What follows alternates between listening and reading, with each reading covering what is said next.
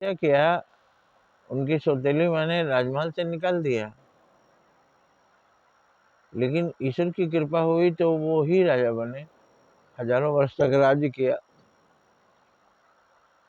और फिर उन्हें ध्रुव लोक की प्राप्ति हुई। जो ध्रुव तारा है, लोग बोलते हैं ये ध्रुव तारा धरती का पोल है, सृष्टि का पोल है। ग्रह नक्षत्र चारे तारे सब उसके चारों ओर घूमते हैं, सब तारे घूमते हैं, लेकिन ध्रुव स्थिर है। पोल, मेन खंभा सृष्टि का, ध्रुव। अब वो तो हम नहीं जानते, लेकिन शास्त्रों में लिखा है पोल है कि नहीं, मगर उसका तत्वार्थ भी यही बताता है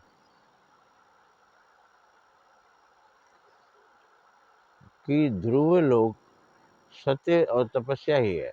सत्य और तपस्या से ही आपको स्थायी सफलता मिलेगी। छल कपट बेईमानी से आपको कुछ मिल भी जाए तो वो चला जाएगा, आपका जन्म खराब हो जाएगा। और हर कर्म का फल मिलता है, तो सारे छल कपट का आपको फल मिलेगा, अच्छे का अच्छा फल, बुरे का बुरा फल। तो तप करके कोई भी ऊंचा से ऊंचा स्थान प्राप्त कर सकता है। अब तप का मतलब हम अगर ये कहें कि वो बालक जाके जंगल में एक पैर पर खड़ा था, बिना खाए पिए पत्ते खाकर रहा कुछ दिन, फिर उसको भी खाना छोड़ दिया, ऐसा लिखा हुआ। मतलब ये हुआ कि आपको जो सुविधा मिली है, जी रहे हैं, वो भी हट जाए तो भी आप दृढ़ रहिए। आदमी राशि भोजन करके भी रह सकता है, सादगी भरा भी रह सकता है, भिखारी भी जिंदा है, एक टाइम खाकर भी लोग जीवित रहे। लेकिन उस कहानी का जो मर्म है कि हमें सत्य पर ही